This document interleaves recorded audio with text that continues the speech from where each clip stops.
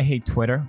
I think about deleting mine all the time. What I don't like is the constant posturing that goes on there. People just can't seem to help themselves from pointing out what is good and what is bad, or how others are bad and you are good, to a point where it almost becomes fiction just to satisfy this need. And I don't mind that this happens. I understand that it does. But what annoys me most about it is that it gets rewarded. Through social media, we get likes, we get engagement by boasting about certain things. It's very popular. A classic example could be J.K. Rowling changing the sexual identity retroactively on her characters as a way to posture for social virtue points. This, to me, is a good example because most understand that it's complete bullshit, but it's not always easy to tell what is genuine online. Contrasting this using sports as an example, previously we have for thousands of years rewarded the winners, the people who act, the ones who run the fastest, swim the fastest, score the most goals, etc., etc. We don't reward the ones who say they run the fastest. But thanks to social media, this has somewhat become backwards. You get rewarded for saying things that make you seem virtuous rather than acting on it. Obviously, this is not nearly to the same extent, but it explains why the site has become such a cesspool of opinion and how more often than not, the people who boast about being virtuous often reveals to be hiding the fact that through action, they are not. I feel like there's so many YouTubers I could call out.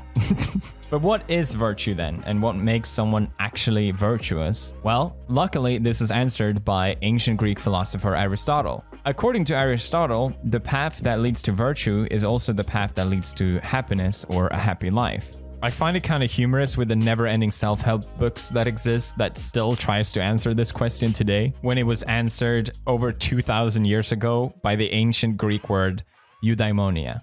What does this mean? Keep watching. We'll explore. Please watch. First, I just want to say, I think it's so fucking cool. The more I study ancient Greek philosophy, the more I'm just amazed by it. First, we had Socrates, one of the arguably greatest philosophers of all time, who taught, using that word loosely, by the way, Plato, my favorite philosopher, or an amazing writer. And Plato then created his famous school, the Academy, which Aristotle then enrolled in. And Aristotle has been described as the great, the one philosopher. I mean, what a lineage. But wait, it goes on. Aristotle also taught Alexander the fucking Great. I didn't know this. How insane is this? The guy that took over the fucking world. Anyhow, in the book Nicomachean Ethics by Aristotle, it wasn't actually written by Aristotle. It's notes taken down from his lectures by his son, Nicomachean. Some argue this is the most important work of philosophy ever written. And in it, we get the answer, what is virtue? According to Aristotle, virtue is habit. What this means is that it can't be taught. You can't teach someone how to be a good person or how to act the right way. Instead, it's something that comes through practice. One good act doesn't make you a virtuous person. Instead, it's something that you have to keep practicing through action and through habit can achieve. After reading this, I find myself looking at my own upbringing and how habit has shaped who I am. I never realized just how much of my whole life and my whole being is based on habit, my moral, my choices, all of this. If you strip down this idea of right action through habit, you could compare it to machine learning or self-taught AI, which actually works similar to how a human brain functions and learns, just in a massively simplified way. For example, if a self-taught AI wants to learn how to walk, they need a motivating factor for that to happen.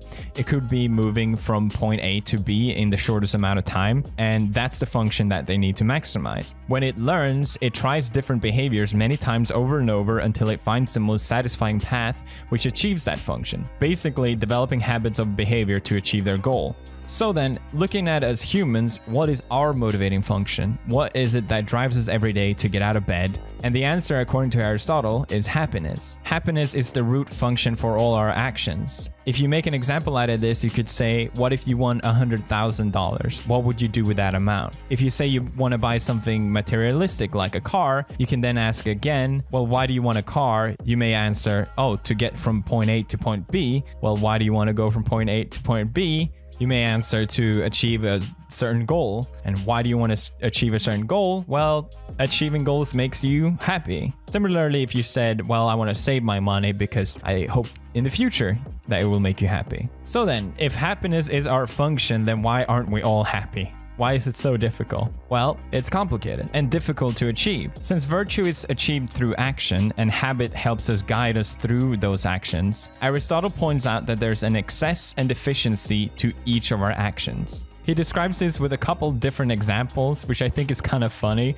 because his goal is to describe what makes someone virtuous, but when I read it, it just made me think of how many ways you can fail as a human. If you're too scared of something, then you're a coward. But if you're too fearless, then you're overconfident. Aristotle put a lot of emphasis on communication. If you get offended by humor too much, then that makes you boring. If you make too many jokes, then you are seen as unserious. If you're too sad, you're depressed. If you are not sad enough, you might seem cold or unbothered about certain things.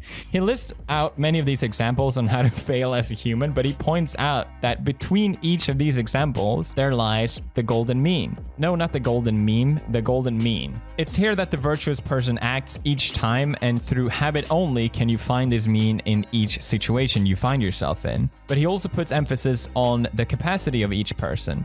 Some of us can only act within a certain frame based on who we are. For example, say you see a fire in a building happen and you run in to save someone, which is seen as brave and virtuous. But if you're not strong enough to act on this, you could get trapped in the house along with the person and then causing more harm. You should therefore understand your capacity to act and then instead call the fire department as a way to help. And through that way, you act virtuous within your own capacity. This leads us back to the word eudaimonia, which technically translates to happiness, and it's a state of well-being that you achieve by finding the golden mean through right action and through habit.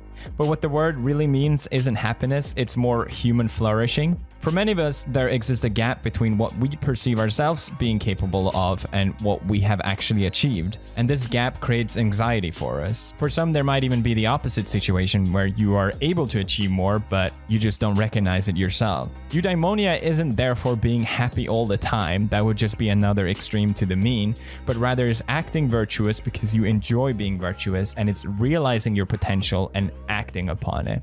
That is the key to happiness. That is the key to eudaimonia. And that is my summary of Nicomachean Ethics.